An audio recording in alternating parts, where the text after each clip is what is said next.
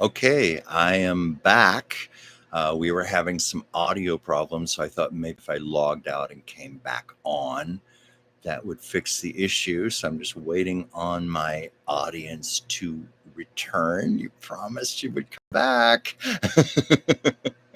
Where are you? I'll just talk gibberish for a little bit, I guess, until people start coming back on here.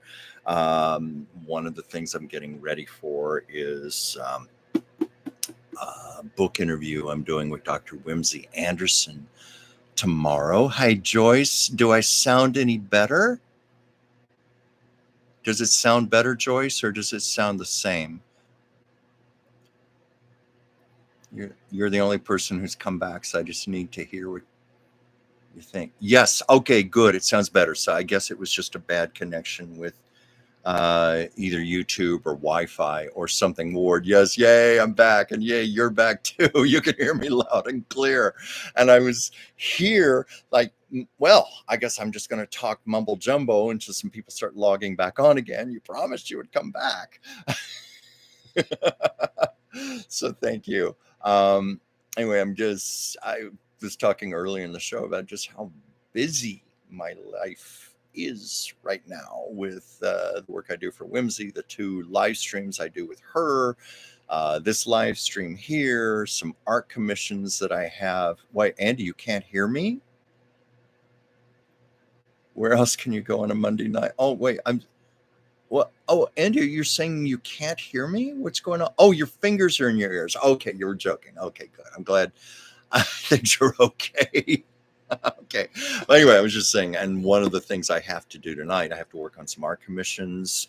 I have to do some studying of news events for the show tomorrow because that's the show we do with Whimsy. And if I don't do my homework, then I'm left as a deer in the headlights, and it can be quite embarrassing. So I have to be prepared for that. This show, at least I can be a lot looser, but this is the book I have to finish reading tonight because we are going to be doing an author interview, how the Tin Man found his brain. And it's very similar to, as Whimsy pointed out, a book came out back in the 90s called Conversations with God, which was a major, major bestseller. And this, I think, takes it to a higher level, because we have grown, we have evolved, and it's a little tougher. It's a little more challenging. It makes you really look at yourself. And what was that, Joyce? Do you realize that you are doing exactly what I saw you doing? Do you realize that you are doing exactly what I saw during your last reading? And what's that, Joyce? Uh, what am,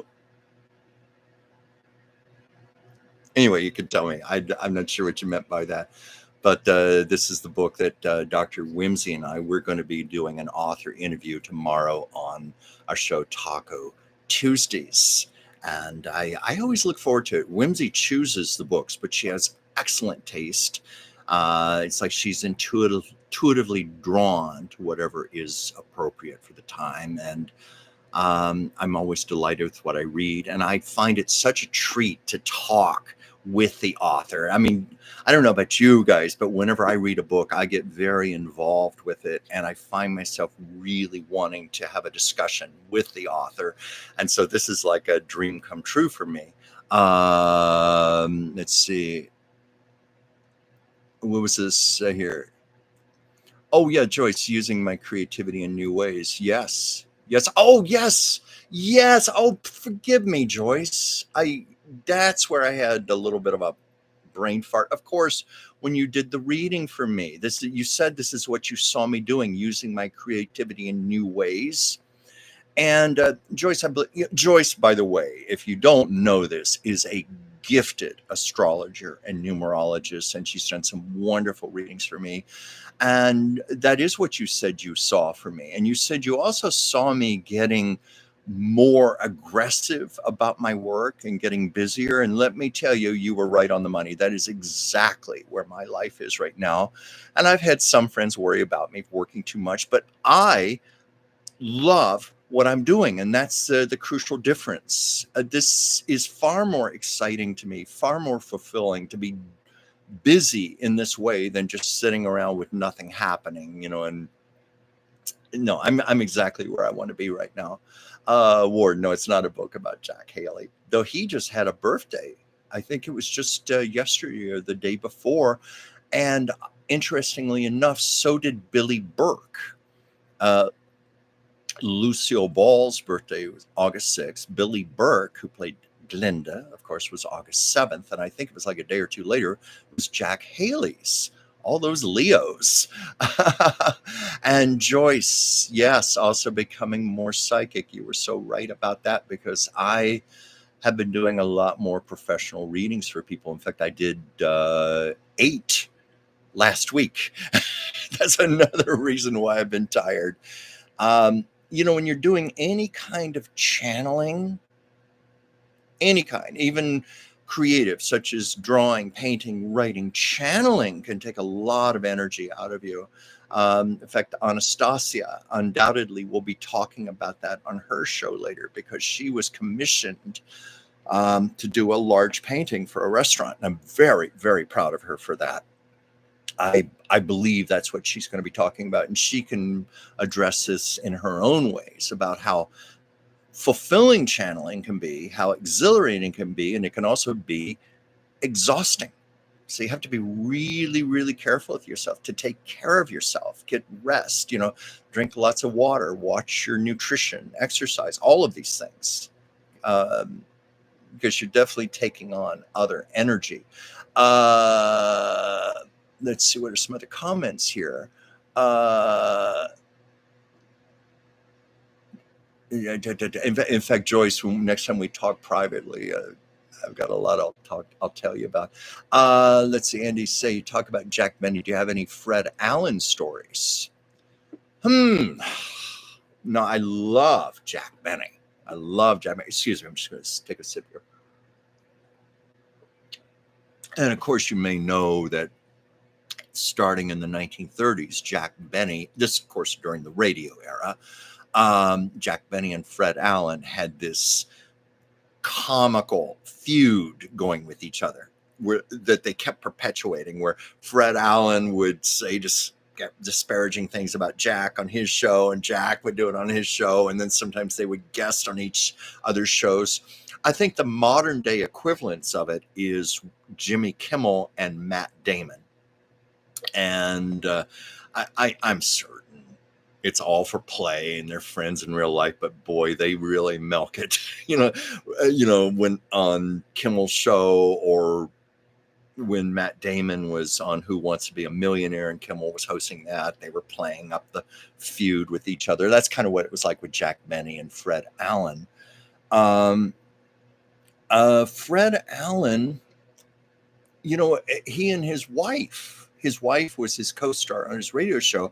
And that was surprisingly common back then. Jack Benny had his wife, Mary Livingston, on his show. Of course, George Burns and Gracie Allen, Fred and Portia Allen. I'm trying to think of some others. Well, Ozzie and Harriet. They started out in radio.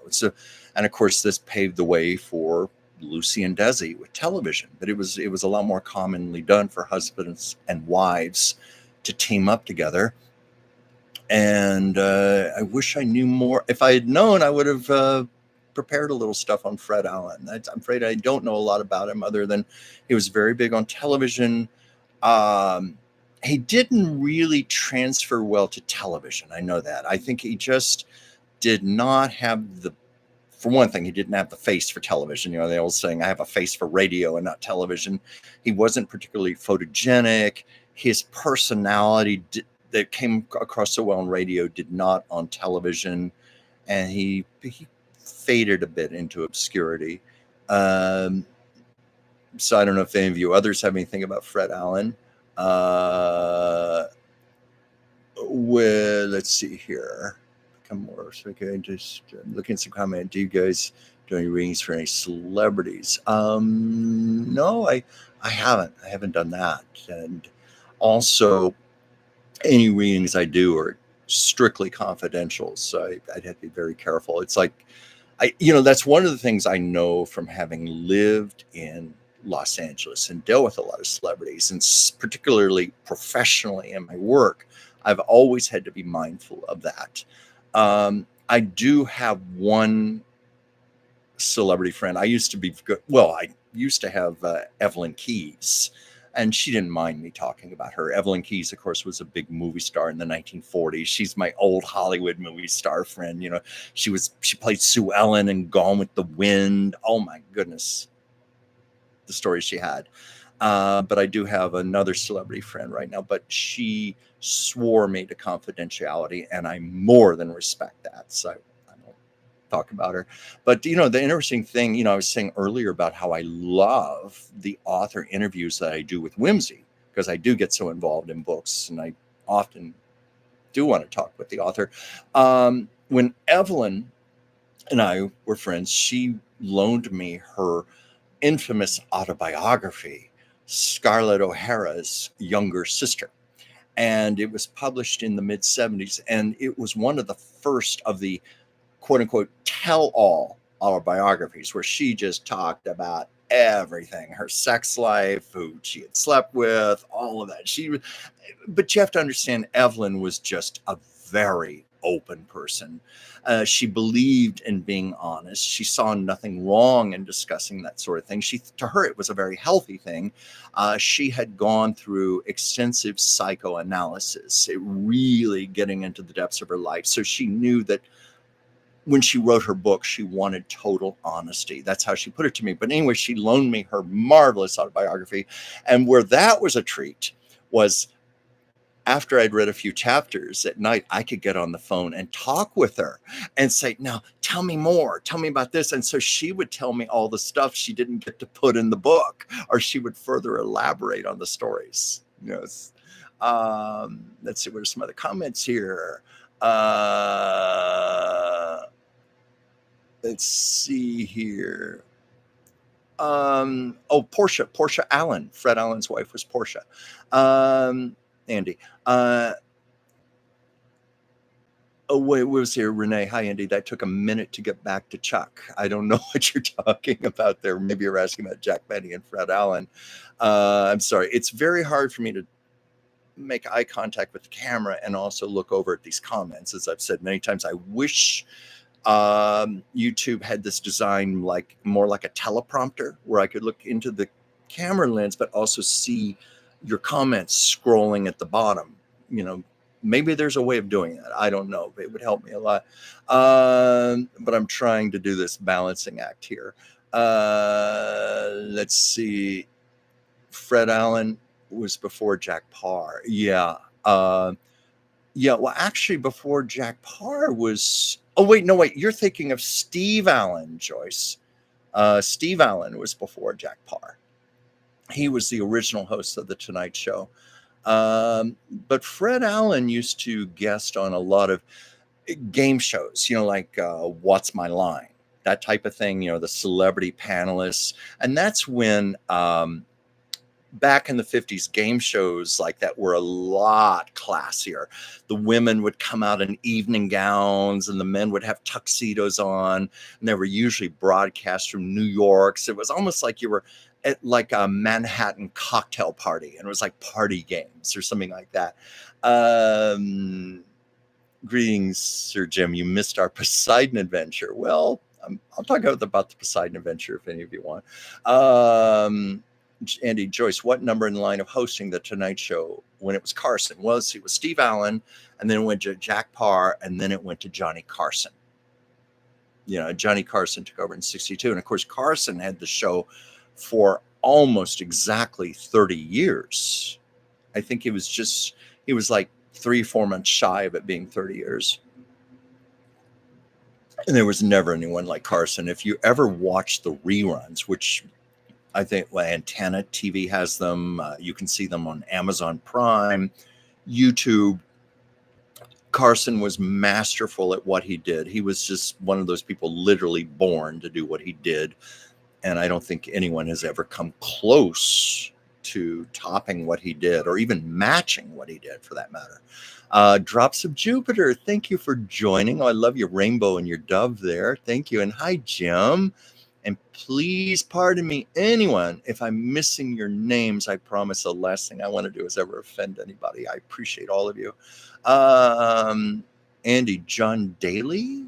I think John Daly, wasn't he one of the original hosts of the Today Show and not the Tonight Show? I'd have to look that up. Ward, Sir Jim, Chuck sounded underwater, and we all do. Oh yeah, you're telling about how I had to come back on here. Yeah, Jim Carson was the best at what he did. He had such a gift for listening to people, and no matter who the guest was. I've noticed he had a talent for making his guests look really, really good. He knew, like, for example, when he had someone like Joan Rivers on, Carson, who was a masterful comedian in his own right, knew how to also be the straight man and just feed lines to the comic like Joan Rivers. He would do that. Or if he'd have a guest who was maybe a little shy, a little nervous, Carson knew how to put them at ease. He knew how to coax things out, how to make that person shine. And I thought one of the best examples of that, I saw a clip on YouTube where Carson had a dud of a guest, and it was someone you would never expect to be a dud. I don't know if you guys remember Ed Sullivan. Well, you would think Ed Sullivan would have been an excellent guest, but Ed Sullivan, for some reason, was like a dead stick in the mud. He was not opening up. He wasn't very conversational. You could see Carson really, really working, doing his magic, doing everything he could to get Sullivan to open up, to just talk, to shine. And this was that rare time nothing was working. I think it was probably one of the worst interviews Carson ever had. And it wasn't even his fault. And I remember when I saw that clip, all the comments from people going, oh, wow, not even Johnny Carson could get him to talk. And people were amazed that someone like that could be so, frankly, boring. He was a big bore, but anyway, Carson was great. Now, I've known stories about Carson in his private life. He was frankly a son of a bitch in his private life, not a nice person. I knew someone in West Hollywood who was friends with his son. I could be wrong on this. I think it was Corey. Carson had 3 sons, and there was one son who was killed in an auto accident. I don't know if it was Corey or not. But they were around the same age growing up. And he said that Johnny Carson, this was when he was between wives, the 3 sons, he would, when he was on break from the Tonight Show, he would go to New York City and often go there for 3 or even 4 weeks at a time in a spectacular high-rise apartment there. But he would go by himself and leave his teenage boys alone at the home. I don't know if it was Beverly Hills or where, but Bel Air, Beverly Hills, wherever. He would leave his 3 teenage boys alone, unsupervised. And my friend told me Lucille Ball was appalled.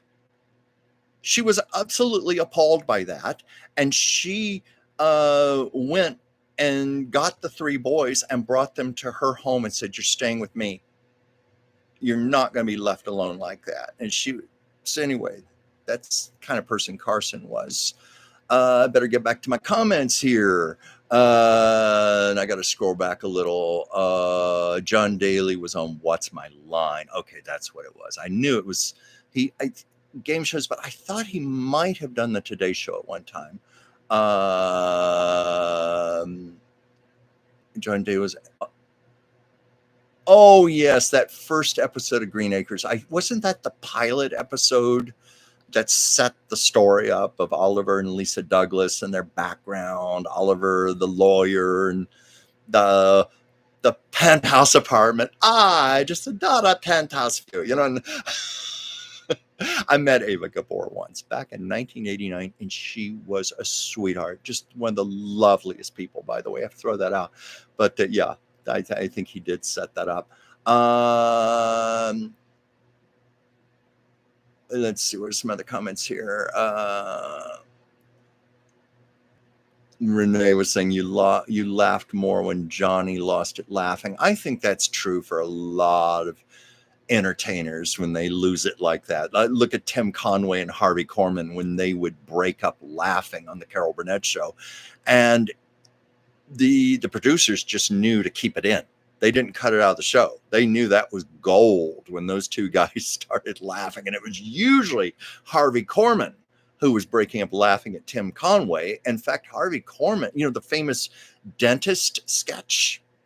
I'm sure you know what I'm talking about. If not, look it up. It's unbelievably good. It's the one where Tim Conway is the dentist, Harvey Korman is the patient in the chair, and Tim has syringes of Novocaine, and he keeps sticking himself with the Novocaine and numbing his hands and his arms.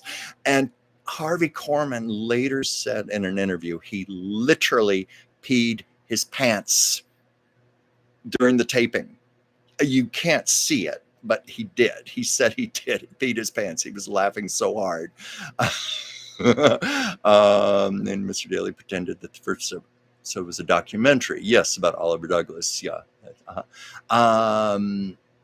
Yeah, that's what I was mentioning. And Drops of Jupiter. I never thought Ed Sullivan had a personality. Well, that guest appearance on Johnny Carson proved it. I mean, it's just embarrassing. He was just like a dead lump in the chair. No personality, no charisma whatsoever. And to watch Johnny Carson trying so hard with that man. And it was like one of the few times even Carson couldn't bring anything out of a guest. Joyce, do I remember the Dick Cavett show? Oh my gosh, yes. In fact, a lot of clips from the Dick Cavett show are available on YouTube, and they've been released on DVD. He tended to be more intellectual as an interviewer, and I think he magnetized certain guests because of that reason. Like he famously did a full show with Katharine Hepburn, who rarely did interviews. He got Marlon Brando to do an interview, who rarely did interviews. I'm trying to think of others.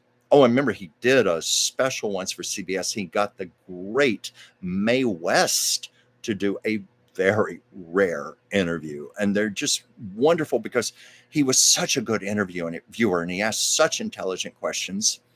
And I know the full show he did with Katharine Hepburn was actually meant to be the rehearsal. If you've ever seen that, Katharine Hepburn is dressed very casually. He's dressed casually also.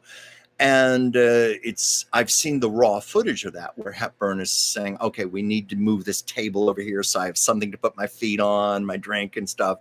And the camera, the lighting and everything, which is normally what you would do in a walkthrough. And I think Hepburn just said, well, we're all set up. Why the hell don't we do the interview now? And so that's what they did. They just did the interview right there on the spot. And I think it's wonderful because Hepburn was so relaxed and so candid.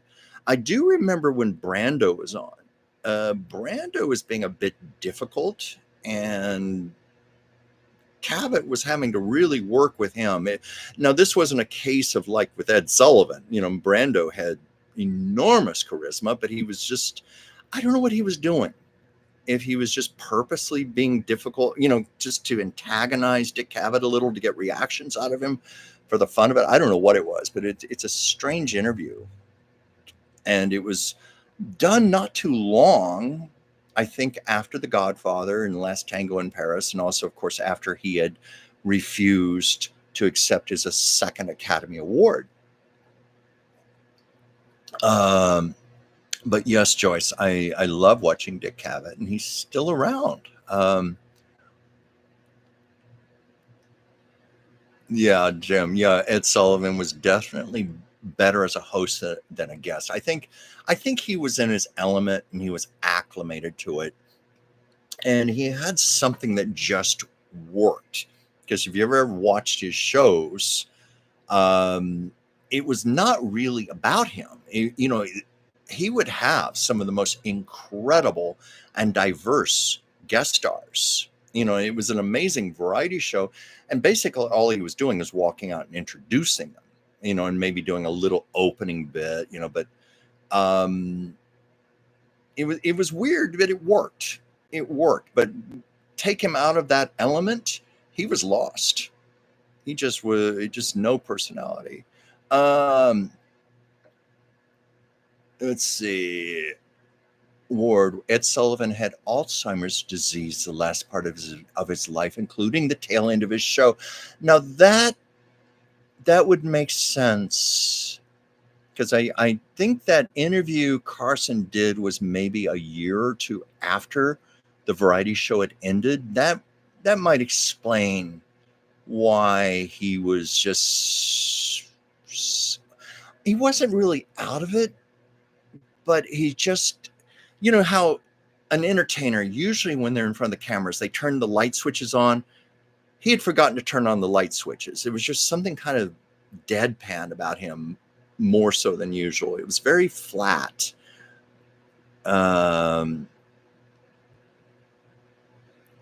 Let's see, Renee, marriage wasn't a great thing for him. Are you talking about Johnny Carson by chance? Because it definitely was not a great thing for Johnny Carson. I know he and his last wife, that was his fourth wife, they were still together when he passed away, but I don't know what the state of their marriage was. His second wife, Joanne Carson, I used to, when I was in the health industry, I used to help her a few times and talk with her. She was a nice enough lady, and she since has passed on. I don't think I'm violating any confidences here. That she, even though she'd been divorced from him for many years, she still had on her credit card Mrs. Johnny Carson. So I'm sure she was still getting alimony and stipends from him. Not that that's any of my business, but she has long since passed on. But I liked her. Let's see here. And let me get back to my comments here. So sorry. This sometimes skips on me, and I have to scroll back. And Drops of Jupiter, I hope I said hello to you. Forgive me if I didn't. Thank you for being here. Yeah, I remember. Let's see, you said, remember when Red Skelton was sick and couldn't do that show? And he had guest stars do the show for him. Yeah, I think that, yeah, there was a time Red Skelton was sick, but there was also a time in the late 50s. It was very tragic. Red Skelton's 10-year-old son died of leukemia. And he was understandably devastated. And I don't think he did his show for several weeks. And I know stars stepped in for him there also. Red Skelton was quite beloved, so I'm sure there were people more than eager to step in and help in any way that they could. Ward, by the way, Joan Rivers got her start somewhat due to Mr. Sullivan meaning to say he was going to have Johnny Rivers, but it came out Joni Rivers, and he legally had to have her on. I don't remember that story, but boy, is that serendipity and fate in action. Very lucky for Joan. She wrote a marvelous autobiography back in the 80s, and I haven't read it since then. And I recommend that book to anyone who is an aspiring comedian. She tells all the nitty gritty, all the dirt about what it's really like to have to work your way slowly up the ranks. All the humiliation, all the degradation, the setbacks. And she points out how you have to be deeply passionate and really, really want it, because it's hard. It's a hard life. But she finally did make it, and she always credited Johnny Carson with being where it really took off for her. She was a guest, and it was, I think, during the commercial break, he said, "You're going to be a very big star." And and Carson was like a kingmaker in those days. A lot of people owed their careers to him. If he liked you, you were set, and that's what happened with Joan Rivers.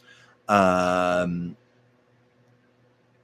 Ward, I wish I could have met Eva Gabor, not Zsa Zsa. Well, when I met her, it was in a store in Beverly Hills. I remember 1989 because it was literally the day before Zsa Zsa was set to be sentenced. Remember the story of when she slapped the cop and got arrested? And it was the day before her formal sentencing. And if you remember, Ava and Zsa Zsa looked so much alike. They were actually several years apart as sisters, but they looked almost like twins. They even had the same hairdos at one time. And when she came in, I thought at first it was Zsa Zsa, and I thought, oh my God, I'm meeting Zsa Zsa the day before her sentencing. No, it turned out it was Ava. And Ava, I will never forget what a sweet, kind, gentle soul she was. Just one of the sweetest celebrities I ever met in my life. And I never forgot her kindness, and I instantly adored her. And I've also met Eddie Albert, another very sweet man. And I often think that when actors are in front of the camera, there are certain things you can't fake. There's just certain things in their soul, things you see in their eyes, in their energy. And when you watch Green Acres, you really sense that sweetness, that kindness that Eva Gabor and Eddie Albert had. And I can tell you from having met them, it was very real and authentic. And I think that came through. I remember there was a story. Eddie Albert was one of the people who gave a eulogy at her funeral, and he was understandably devastated. They were close friends, and I'm trying to remember what the story was. It was something about feathers, the chickens on the show or something, and there was a lot of problem with feathers floating around, and Eddie Albert was saying something about how feathers come from chickens, and she goes, no, Zalink, they come from pillows. And he told that story, got people laughing. Andy, the third sister was named Magda, and I don't know if she was ever in show business, but boy, were Ava and Zsa Zsa. They were almost like the Hilton sisters, Paris Hilton and her sister for a while, and I forget who else. They were famous for being famous. But from what I've heard, Zsa Zsa was just not a nice person.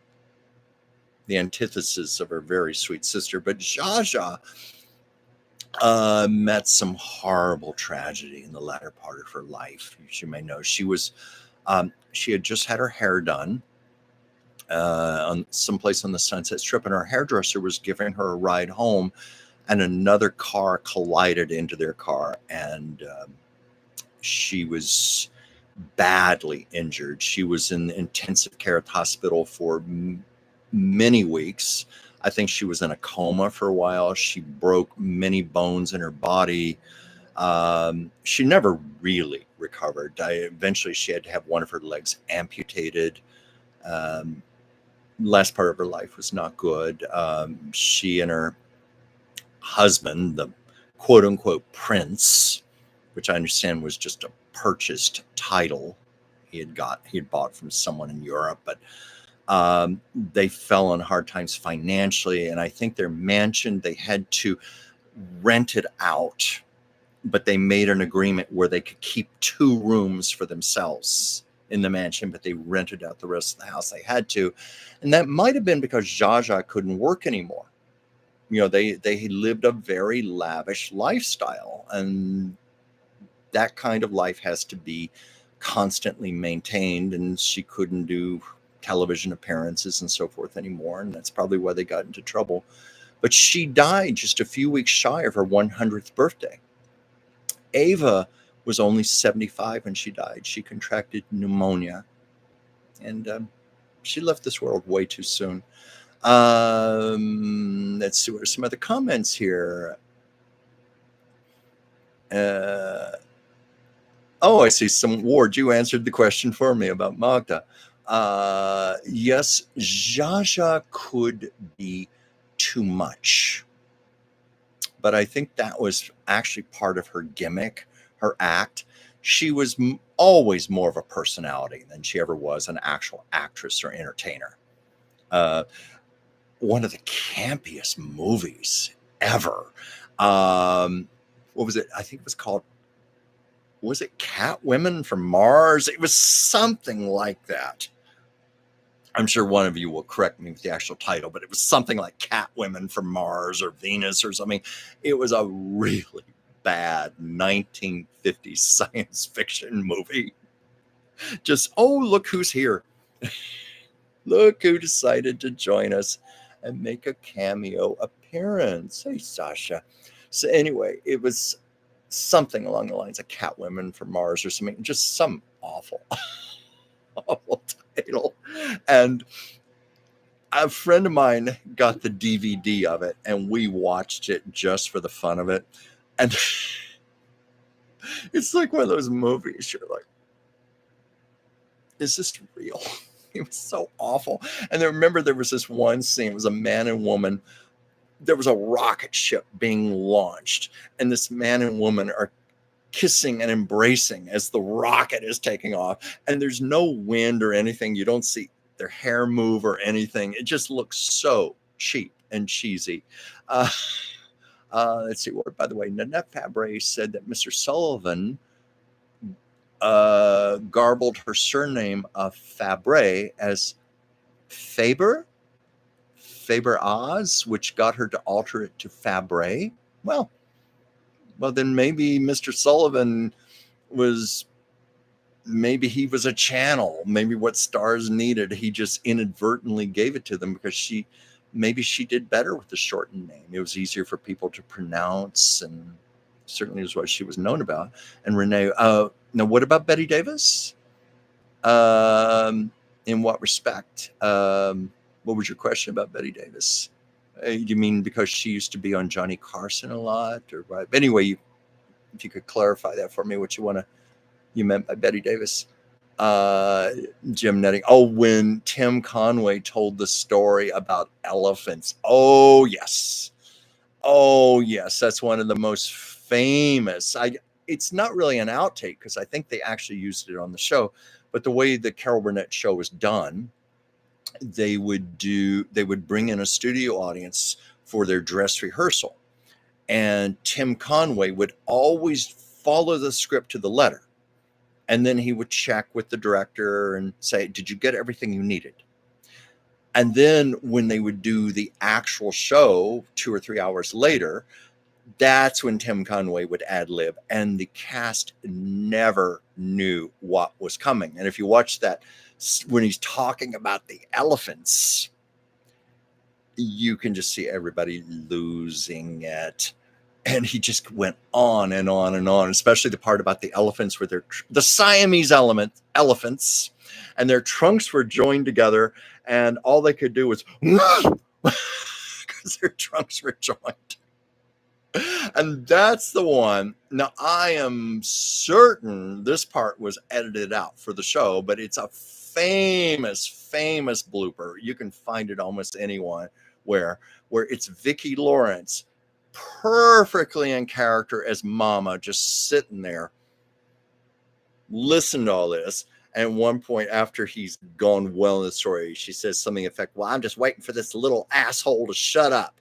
And everybody lost it. Carol Burnett, who never broke character, practically fell on the floor laughing. I'm sure you all know it. Ward, when was Brando not a bit difficult? Why Rita Moreno considered him the love of her life, I'll never understand. Yeah, I know that story. I saw that documentary about Rita Moreno. I mean, it was horrible. They were doing their relationship, I think, was on and off for several years, but they were making a movie together. And in mid-scene, Brando could be wrong. I think he slapped her on camera, and it just triggered Rita Moreno and got her so upset. And they just kept the cameras rolling. And Rita, being the pro, used it in the scene. And of course, it makes for a great scene when you have moments like that. But in real life, it was incredibly abusive and just horrible, horrible. And there was also a story of, I'm trying to remember this, it was Last Tango in Paris, where Brando played a really mean trick on his co-star to get a reaction on camera. And I forget the woman's name, please forgive me, but she said she felt so violated by what he did. And it was many years before she could even publicly talk about it. But yeah, Brando was one of those people. He liked to get reactions out of people. James Dean was like that. When I was in James Dean's hometown of Fairmount, Indiana, I got to spend time talking to a man who was in his early 90s who knew James Dean, when James Dean was a teenager. And he said that even as a teenager, Jimmy Dean loved to just get reactions out of people. And to the point where sometimes people would see him on the sidewalk and would turn around and walk away from him. They just didn't want to deal with him. One of the things about James Dean, being the gifted actor he was, he could cry on cue.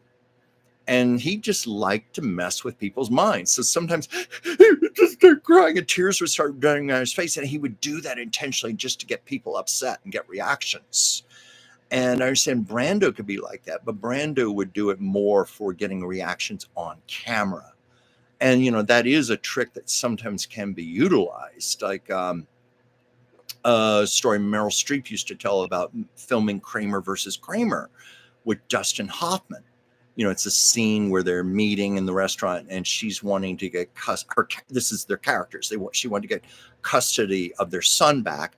And Dustin in mid-scene took the wine glass, he took his hand, smashed the wine glass against the wall and terrified Meryl Streep. But again, being the pro and not breaking character, she went with it and used it in the scene. But she said, it was hard for her to ever forgive him for doing that to her. He scared the hell out of her. It was so violent and unexpected. And that's kind of like what Brando did to Rita Moreno in the scene. I don't know. It's a fine line to walk because, I used to take acting classes, studied. I've done some acting, and we would sometimes do that in scenes where my teacher, Dee Wallace, would go and whisper in somebody's ear so we would know what the direction was. And sometimes we would have curveballs thrown at us, but it would always look incredible because we'd record the scenes and watch the playback because it was so honest and real.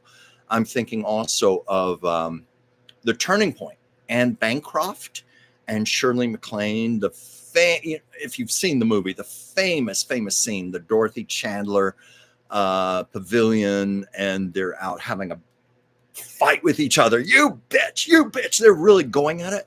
Well, the scene before that, Anne Bancroft was told by the director, and Shirley MacLaine did not know this.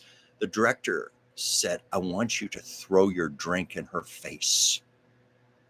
And Shirley MacLaine was completely thrown. It was like so unexpected, but it was so honest. And in the moment, because the two women, their characters were so angry with each other. And I remember Shirley MacLaine was talking about it on a talk show. And she said, in the moment, it did throw her. And she was like, do I continue with the scene? Do I stop it? Do I yell cut? But she knew intuitively to keep going. And she said she was even concerned about things like, like her mascara and her makeup and everything. She's like, will we be able to match the shots? But thankfully, she didn't stop.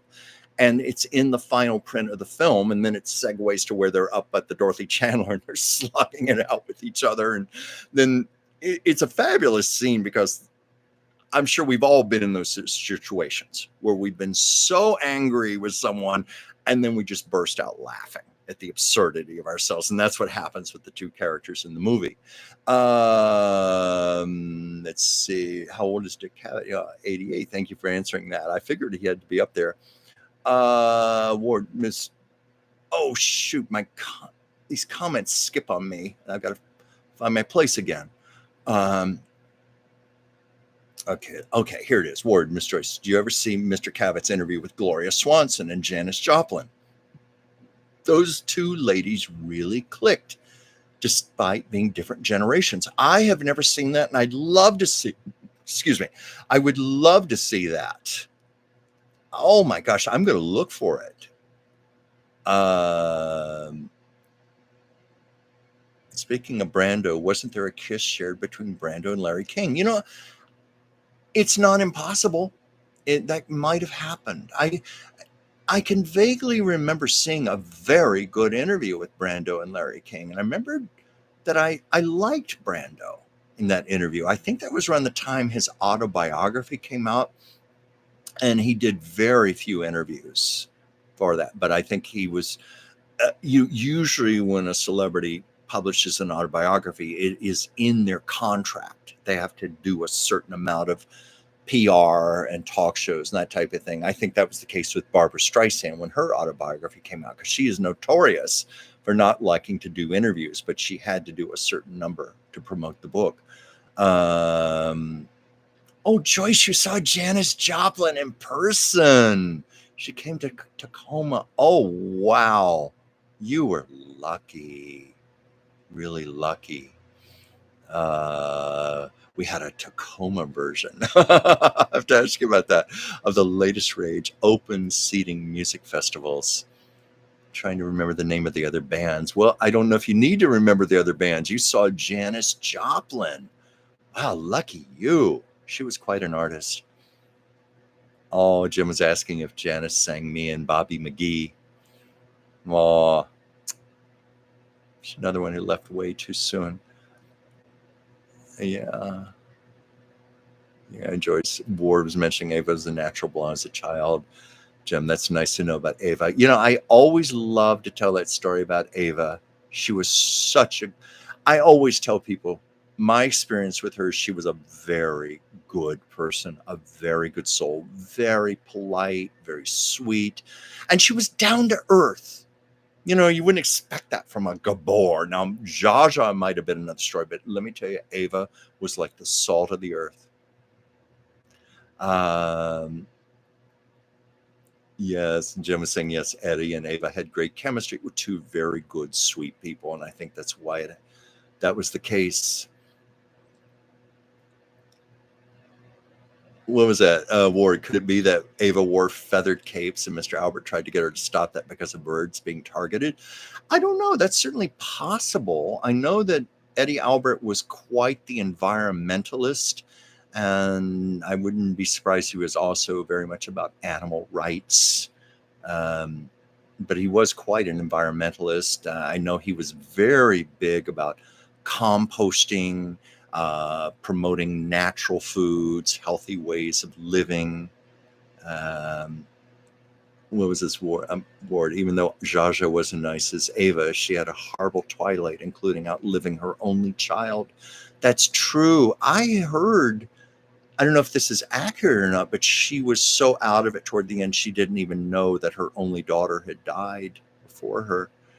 Zsa Zsa's last spouse bought the title from one of Kaiser Wilhelm's daughters-in-law. Yeah, I knew that he had bought his title. He was very much a faux prince. There were a lot of bad jokes about him during their marriage. You know, like everybody saw through it, and what, you know, it was all for show. But you know but they based their lives on show. You know, Zsa Zsa was very much about publicizing her own self. She was very much about her own brand. Oh my God, I just remembered a story about Zsa Zsa. Not a flattering story. It was when I was living in Richmond, Virginia.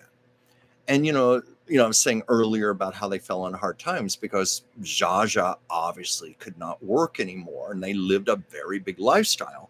Well, this was back whoa, my God, I don't remember how many years ago, but she was the ambassador for Montgomery Ward. Montgomery Ward, a long defunct department store chain, but at the time she was their spokesperson ambassador. And she came when I was in Richmond, Virginia, going to college there. She came there to make an appearance. And it later came out what a prima donna bitch she was. Very, very difficult person, very demanding, long list of things that she required. And there was one point during the middle of the appearance, she said, I need a glass of water. And somebody brought her a paper cup and she said, I want a glass of water. Not a paper cup, a glass. So someone had to come back and get the glass for her, but said she was just so difficult and demanding. And I once saw, not to keep plugging YouTube here, but I saw an outtake of a commercial she was shooting for Volkswagen or something. And, she was doing a lot of that, talking about the car and everything. And the director yelled cut. And then the person came with the little clapper board and had it over her face. He had to stick it through the window of the car. Don't you do that to me. You don't stick that fucking thing in my face. I mean, she was swearing and she was so mean and so horrible. And it's all on film. And I think that's on YouTube somewhere. And I can tell you that was not Ava at all from what I experienced. Ava was thankfully the antithesis of that. So I think it was the good sister and the evil sister. Which Gabor? Ava was the Gabor on Green Acres. Yes, Ward, you answered that right after me. Yes, greetings to Sasha. Learn one thing from Green Acres: don't eat the hotcakes. They had such a running gag on that show about how Lisa Douglas never learned to cook. She knew how to make one thing and one thing only: hotcakes, pancakes. And so they implied on the show that that's all they ever ate. Were horrible hotcakes. And I remember one time she did vary the recipe. She had coffee cups on the stove with pancake batter, and she said, I'm making cupcakes. But that was the absurdity of Green Acres. It was almost surrealistic, like the fact that they were having renovations done to the house, and for like 5 or 6 seasons of the show, that house somehow never came together. It's like those carpenters would come there and it was like, what the hell were they doing? Because nothing, you never saw any changes. When they had their phone installed, the telephone man didn't have enough wire, so he had to put the telephone at the top of the telephone pole, and that never got fixed. So they'd always have to climb to the top of the pole whenever they had to make a phone call. It just went on and on.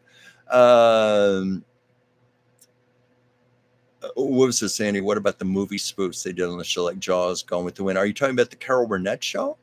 Is that what you mean? Yeah, that was fabulous. That was a hallmark of the Burnett show. And what I really loved was because Carol Burnett loved old movies, and she grew up in Hollywood in the 1940s, and one of her, she just loved like Jimmy Stewart and Betty Grable and Humphrey Bogart and Betty Davis. So when she had her show in the 60s and 70s, she often did homage to those great old movies. My favorite was when she did a takeoff. She did 2 takeoffs on Joan Crawford, but one of them was Mildred Fierce. And then she also did Torch Song. And I read this, that Joan Crawford was a fan of the Carol Burnett show. And she was so delighted with the Mildred Pierce takeoff that as soon as the show was over, she was watching it in New York, East Coast time. She got on the phone. I guess she had Burnett's number, called Carol Burnett up at her house to tell her how much she had loved the Mildred Pierce takeoff, which is cool. What was other comments here? Yes, on our Johnny show. Oh, Renee, you're asking about Betty Davis. Yes, Betty Davis was fabulous on Johnny Carson. And Betty would just hijack the show. take it over. There would often be another guest, and they would never get to even make it on the air because Carson would just let her have the whole hour. Excuse me there. I was trying to drink too quickly. But I think later Carson would book a second guest, and it was usually somebody like they would be informed, don't expect to go on. We're just going to have you on just in case. But we'll have you on another show because Betty would just do the whole show. But she was always so entertaining. And those clips, thankfully, are on YouTube. And I love the one where he asked her who was the most difficult person you ever worked with. And Betty did not hold back. She said, Faye Dunaway, Faye Dunaway. And she said, ask any person in this chair. And she proceeded to tell horror stories of when she worked with Faye Dunaway in a TV movie and how Faye Dunaway kept hundreds of extras waiting for like hours while she was in her makeup trailer, primping and preening, doing her hair and makeup. And Betty Davis had to come out and actually entertain all the extras. And I think she sang, I've written a letter to Daddy and all that, but she just said Faye Dunaway was so unprofessional. But Carson clearly loved her. Andy, you ever see the Maude spoof called Broad? Oh, of course. I've seen every Carol Burnett show. In fact, I have a lot of them on DVD. And if you don't know this, you should know Amazon Prime has a 24-hour Carol Burnett channel. Nothing but Carol Burnett shows. So if you ever just need to lift your spirits, for me, my two go-tos have always been I Love Lucy and the Carol Burnett show. Of course, I've told the stories many times of how I have been blessed to meet Carol Burnett on 3 separate occasions. And I can't speak more highly of her, just like Ava Gabor, one of the dearest, sweetest souls I have ever encountered in my life. But yeah, that was a funny takeoff on Maude. Yeah, Miss Burnett uncannily did Miss Arthur's inflections and pauses perfectly. Yes, that should be no surprise. She was a master of timing. But then so was B. Arthur.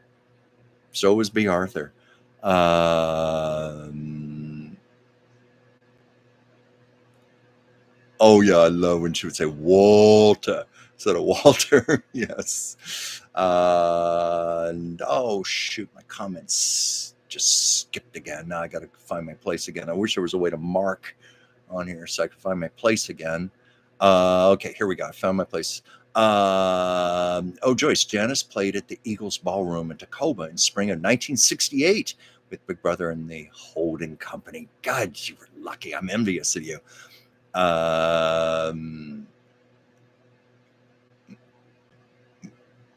Let's see. Mitch Ryder and the Detroit Wheels played there too. Andy, do I still see Dee Wallace? I haven't seen Dee for quite a while, though, we've been in touch, just messages and that type of thing. I think the world of Dee. I'm very, very lucky to have had her as a teacher and as a friend also. And I've been to her home a number of times. She's someone else I speak very highly of. No. And Hogan's Heroes, Kaiser. Yeah.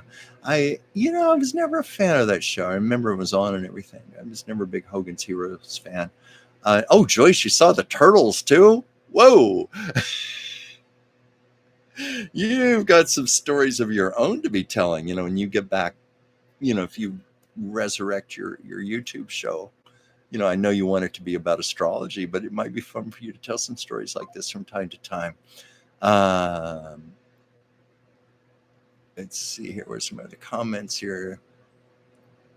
Yes, Zsa daughter was Francesca Hilton. Father was Conrad Hilton. Yeah, that I knew. Queen of Outer Space. Thank you. What was I thinking? Catwomen from Mars. Where I'm thinking of that, oddly enough, is the Carol Burnett show. And it was the wonderful episode where Madeline Kahn guest starred. and they did, the sketch with Eunice and Mama and Ed, and um, Madeline Kahn was playing um, a local resident who was now, she had an acting school, and her claim to fame was that she had been in Catwomen from Mars. I think at one point she even said, "Now I realize my career has slipped a bit since Catwomen," but that's right. It was Queen of Outer Space. Thank you. But you see what I mean? It was that kind of title, very campy, very cheesy. The director of Queen of Outer Space said she was horrible. Weird how George Saunders married her, because George Saunders was a very good actor. Of course, he won his Oscar, his Best Supporting Actor Oscar for All About Eve, and I know he later committed suicide. I think he left a note.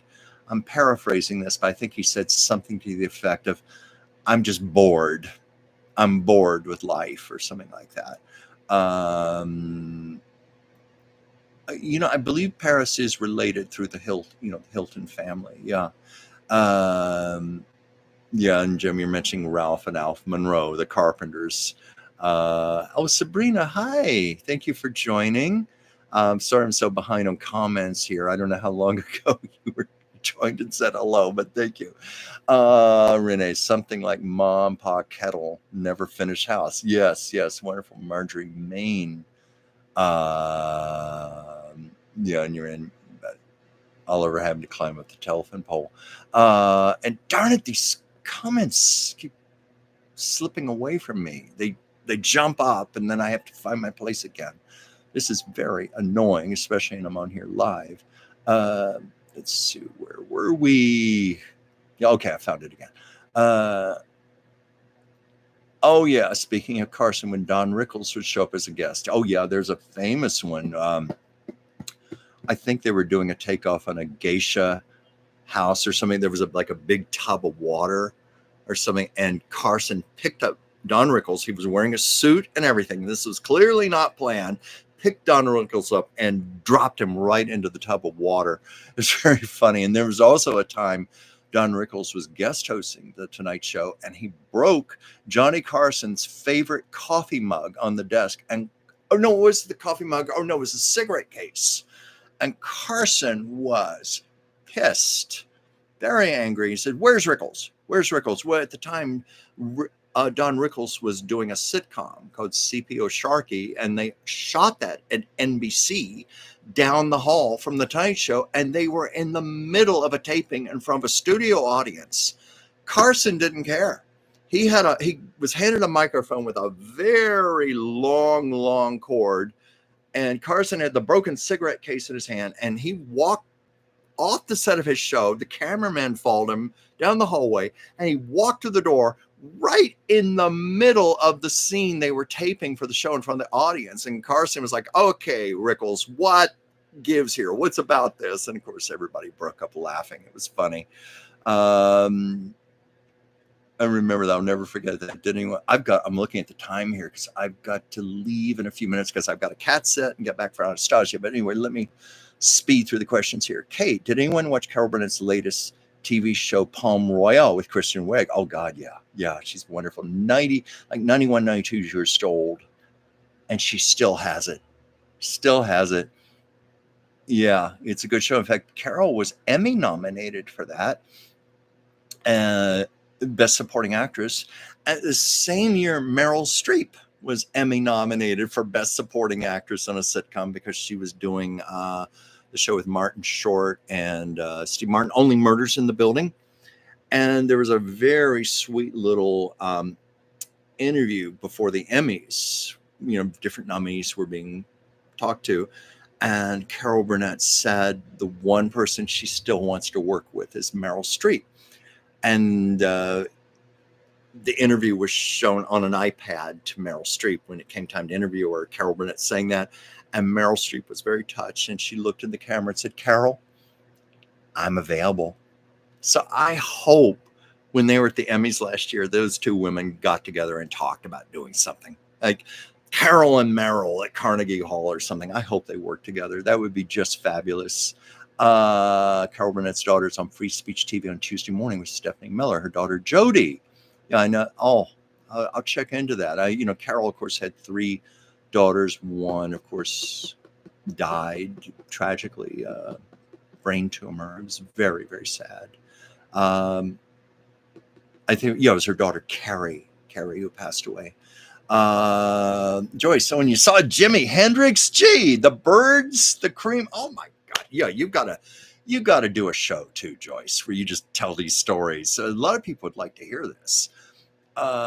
Jim, yeah, it's so cool. I know Dee. It is cool that I know Dee. She is a great, great lady, very beloved.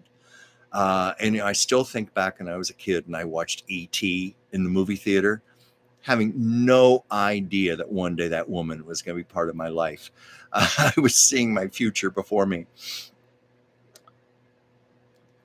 Let's see. Yeah. Yeah, I'm looking at comments here. I'm so sorry. I'm having to speed through these because I have to go in a few minutes because a couple of cats are waiting for their dinner right now. Yeah, Carol did a fabulous acting job on the TV movie Friendly Fire. Fabulous. And that was, I think, the first really big project she did after her series ended. And I guess she wanted to show other colors, other dimensions of herself. And there wasn't a trace of the comedian Carol Burnett. What you saw was a very fine first-rate actress. Oh yes, Kate, that is true. Martin Short and Meryl Streep are dating. They are adorable together. I've seen the pictures. I believe they're being as private as they can. There's only so much privacy you can have when you're 2 well-known names like that, especially when one is Meryl Streep. But they are adorable together. And I'm glad to see Martin Short happy because, his wife died a few years ago, and I'm glad to see him moving onward. I'm sorry, I'm going through these very fast. Oh, thank you, Sabrina. Thank you for your comment. Thank you. I missed your show tonight. Oh, Valerie, don't worry about missing my show. Thank you for even watching it on replay. I just appreciate you being here. Grateful to every one of you. Let's see here. It sounds like fun. Oh yeah, Liam Neeson and Pamela Anderson. They are dating also right now, and apparently very happy together. I'm glad to see that. And of course, they have that movie out right now, and of course, Liam Neeson tragically lost his wife. Was it Miranda Richardson? I think that was the name. And she, if you know the story, they were on a ski slope, and she fell and hit her head on the ground. Thought she was okay, got up and resumed skiing for a while, and then she fell unconscious and went into a coma and died not too long afterwards. And the great lesson there, and I've applied this to my own life, any head injury should always be checked out. Oh, Sasha, see what I mean? She almost knocked the computer off the stand here.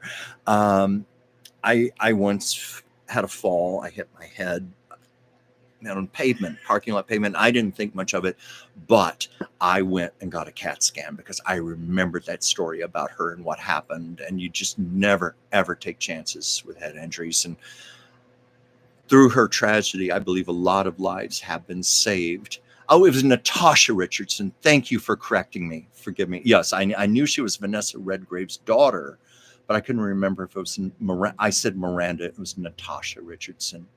Yes, thank you all for correcting. And yes, Sasha. Oh, she wants to be in the show right now. So, seeing how I'm going off to feed other kitties, and she knows, and she's jealous, and she knows I'm seeing other cats on the side. Right, Sasha? She lets me know. when was this here? The last comments here, Andy. I just late night, but the time they smoked on camera, yes, there was a lot of smoke. Well, look at I Love Lucy. I Love Lucy was sponsored by Philip Morris cigarettes, and this was a holdover from the days of radio, where the sponsor would be incorporated to the scripts of the show. Now, I Love Lucy, a lot of those have been cut out, the references to Philip Morris, but the cigarette smoking, which was required by the sponsor, there's no way they can cut that out of the show. So that's why you see Lucy and Ricky and Fred and Ethel lighting up a lot during those first 4 seasons. Now, after that, the show was sponsored by others, such as General Foods, and you didn't see smoking so much anymore on the show. In fact, it was Lucille Arnaz who said she wished there was a way to digitally remove those cigarettes. But I guess that would be altering history. But on some of the DVD sets, they will show outtakes where they do mention the sponsor. Like, for example, on the famous Vitamita Vegemin episode, you know, the first part where Lucy is trying to show Ricky what she looks like on television. So she takes all the parts out of the TV and she's there inside the television console. And we usually see it as the Lucy Ricardo Show. Well, in the original print, it's Philip Morris presents the Lucy Ricardo Show. And they had to trim that part out. There is one episode where they're at the soda. I think it's Ricky and Fred. They're at the soda counter of a pharmacy, and there's a Philip Morris sign in the background. They obviously couldn't remove that either, but that's about all there is left of it, of those references on the show. But smoking was a lot more common back then. And Johnny Carson used to smoke a lot on the Tonight Show for a long, long time. Well, Joyce Maya says meow to Sasha. Well, Sasha, if she were here, would say meow back. I don't know where she went off. She just said, I just wanted to make my appearance, make my star a cameo. And yes, Sandy, that was it. Call for Philip Morris. Yeah. And Vitamita Vegemin, which is just Lucille Ball's masterpiece. And I see we've reached the end of the comments here, and that's going to be a good time for me. I apologize for cutting it short, but I'm sure you'll agree with me that those 2 kitties need to have their dinner. And please, as you've all been gracious to do, Anastasia's show is coming on in about 16 minutes, 7 p.m. Pacific, 10 p.m. Eastern, on her channel, The Sacred Spears. And I know it will mean so much to her if you even stop in for a little bit. So I'm going to say goodbye for right now, as I have to do some cat sitting. I will be here next week. Or glad I was able to make it back after my Poseidon adventure. Yes, some of you did say I sounded like I was underwater. Who knows what was going on, but hence I was able to do a redo. And Valerie, oh, you love Anastasia. I do too. She is amazing, and I really love seeing her coming into her own with her own live stream. Oh, thank you for the hearts, whoever's sending them. Maybe that's you, Joyce. And you've got to go too, because I know you I believe you act as a moderator on her show. Andy, please don't tell me you actually sit on a cat. No, I just take care of them, feed them, and so forth. More take care. I look forward to seeing everyone in all corners of our kooky globe next week. See you soon. So goodbye, everybody. Thank you for being here. And Sasha is getting into something here. I'll see you next Monday. Bye for now. Oh yeah, and if you want, check me out on Taco Tuesdays on the Oracle of Whimsy channel, Tuesdays and Thursdays, 5 p.m. Pacific, 8 p.m. Eastern. Okay, thank you. Bye for now.